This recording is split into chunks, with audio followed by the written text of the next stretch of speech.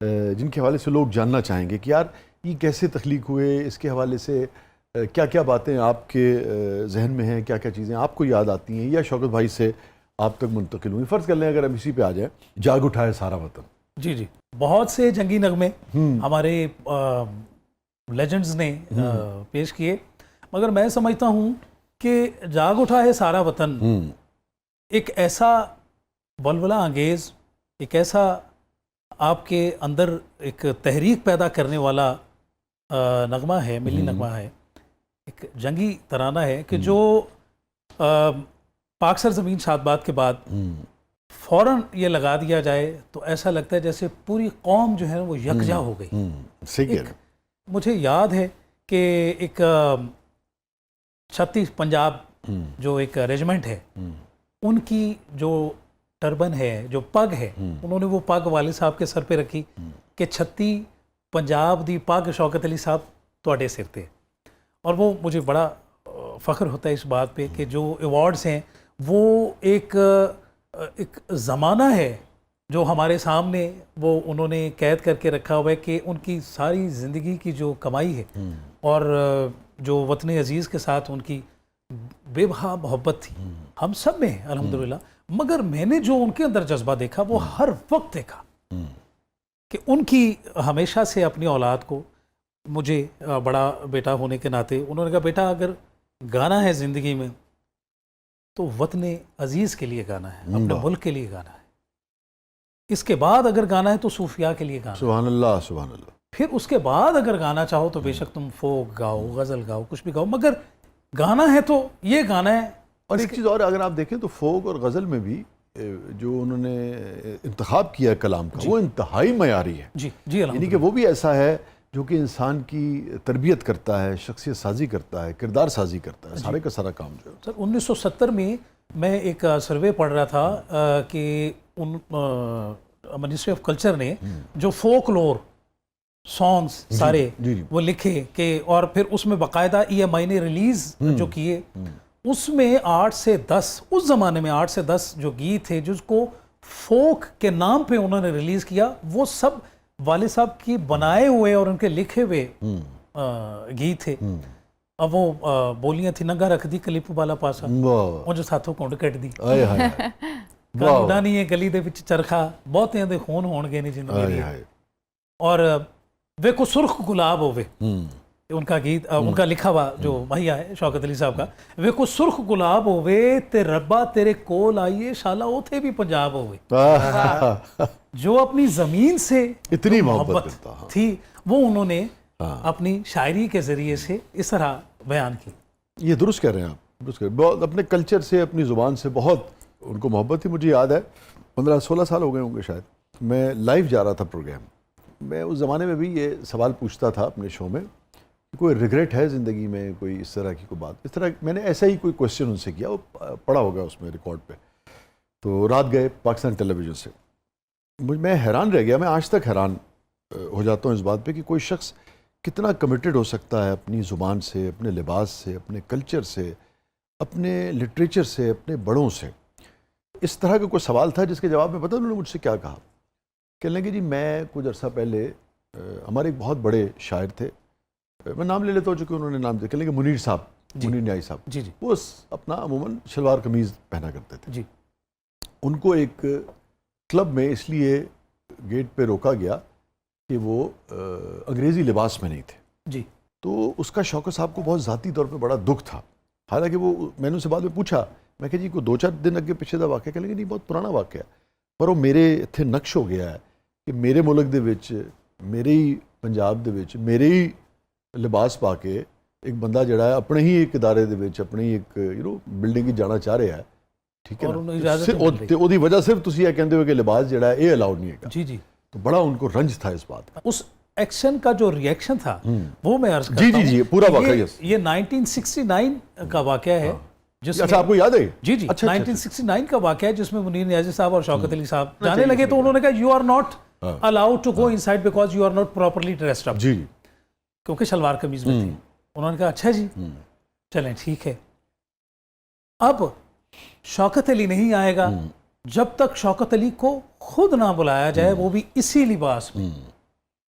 اس سال کے بالکل آخر میں نیشنل بینک آف پاکستان کا پروگرام تھا. پورے پاکستان میں نیشنل بینک کے جتنے بھی افسران تھے اور لاہور کے جو انتظامیہ کے لوگ تھے, سرکاری ڈی سی او, کمشنر صاحب, سب یہ سب ان کا پروگرام تھا. تو انہوں نے کہا ہم نے شوکت علی کو سننا ہے. انہوں نے کہا کہ ہم آپ کو سننا چاہ رہے ہیں. انہوں نے کہا جی میں حاضر ہوں. کہاں؟ انہوں نے کہا جی, میں کہا جی ایک شرط ہے, اگر آپ آئیں گے, آپ شلوار قمیض میں آئیں گے, آپ کھوسا پہن کے آئیں گے, آپ پگڑی پہن کے آئیں گے, تو پھر شوکت علی آئے گا. انہوں نے کہا سب کے سب اسی لباس میں ہوں گے, ہم آپ کے انتظار میں. تو لطف آیا اس بات کا کہ جب وہ محفل ہوئی تو انہوں نے دیکھا کہ جتنے لوگ ہیں وہاں سننے والے وہ سب اس پنجابی لباس میں, اس شلوار قمیض میں تھے. یہ تھے لوگ جو قومی لباس جو تھا, اپنے قومی لباس میں انہوں نے ان کو سنایا اور سنا. انہوں نے کہا جی اب تو آئیں گے. انہوں نے کہا جی اب تو میرا باپ بھی آئے گا. کیا بات, واہ واہ واہ, کیا لوگ تھے یار. دیکھیں اب وہ اللہ کی تقسیم تو اللہ ہی جانتا ہے نا. ہنر بھی اس کا ہے عمران جی, اور اس ہنر کا جو استعمال جس زبان سے کرتے ہیں وہ بھی اس کا دیا ہوا ہے. اس جو دھن بنتی ہے, جو یاد کرتے ہیں دماغ, وہ بھی اس کا ہے.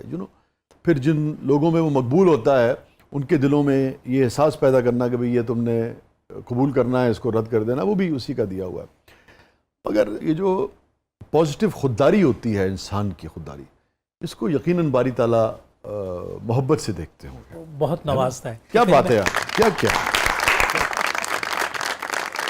میں اپنے بھی جذبات آپ کو بتا دوں, یعنی کہ اس سے پہلے صرف شوکت بھائی سے ہماری محبت تھی اور پیار تھا. آج دیکھیں نا, مجھے تو نہیں پتا تھا کہ یہ بات اس طرف جائے گی, مگر آج بھی میں نے اس واقعے کو ان کے احترام کی اور ان کے بڑے انسان کے طور پہ میں نے یہ واقعہ. سر بڑی بات ہے کہ آپ کو یاد ہے, آپ نے کوٹ کیا. اور اس کے بعد سے شوکت صاحب کا جو مقام تھا میری زندگی میں, اور جس طرح سے میں ان کا احترام کرتا تھا, کرتا ہوں, کرتا رہوں گا, وہ بالکل ہی بدل گیا تھا اس دن سے لے کے آج کے دن تک.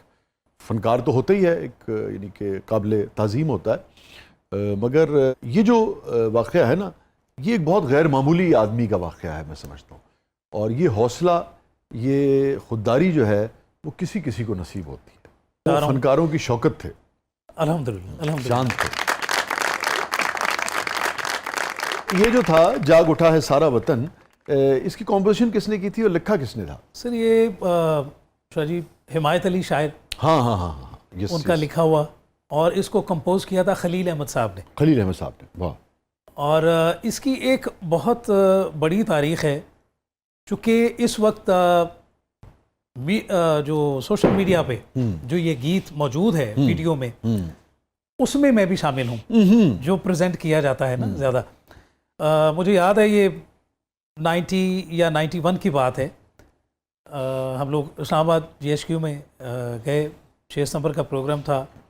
وہاں مجھے موقع ملا مسعود رانا صاحب اور شوکت علی صاحب کے ساتھ ایک ہی روم میں ٹھہرنے کا, اور بہت سی باتیں ان سے پوچھنے کا. چونکہ مجھے شوق ہوتا تھا, میں ہر وقت والد صاحب کے ساتھ اٹیچ رہتا تھا, تو میں انکل سے بھی پوچھتا رہتا تھا تمام باتیں. تو پھر اللہ بخشے مسعود رانا صاحب کو انہوں نے کہا کہ میں تجھے اصل بات بتاؤں, اس کی تاریخ کیا ہے, کہ جب ای ایم آئی میں اس کی ریکارڈنگ ہو رہی تھی تو استھائی پوری ریکارڈ ہو چکی تھی جاگ اٹھا ہے سارا وطن.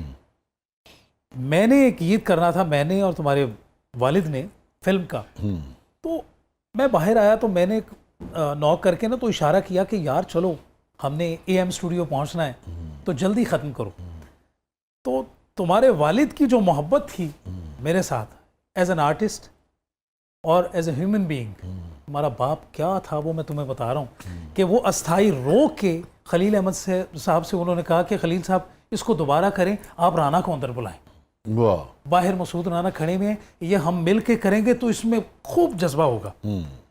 بہت اتھینٹک میں یہ بات عرض کر رہا ہوں. پھر انہوں نے کہا ارے یار کر رہے ہو تو کر رہے ہو مکمل. انہوں نے کہا نہیں, میری گزارش ہے آپ بلا لیجئے مسعود رانا کو, یہ دونوں اکٹھا گائیں گے ہم تو اس میں اور جوش اور ولولہ آئے گا. انہوں نے کہا اچھا چلو بلا لو. وہ ان کو رانا صاحب اندر آئے, پھر دوبارہ سے شروع کیا, ساتھیو مجاہدو آگے شروع ہو جاتا ہے جاگ اٹھا ہے سارا وطن، یعنی استھائی ریکارڈ ہو چکی تھی. تو انہوں نے کہا کہ مزہ تب آئے گا جب رانا کو ساتھ بلائیں تو میں اور یہ ہم کیا لوگ جوش کے ساتھ گائیں گے.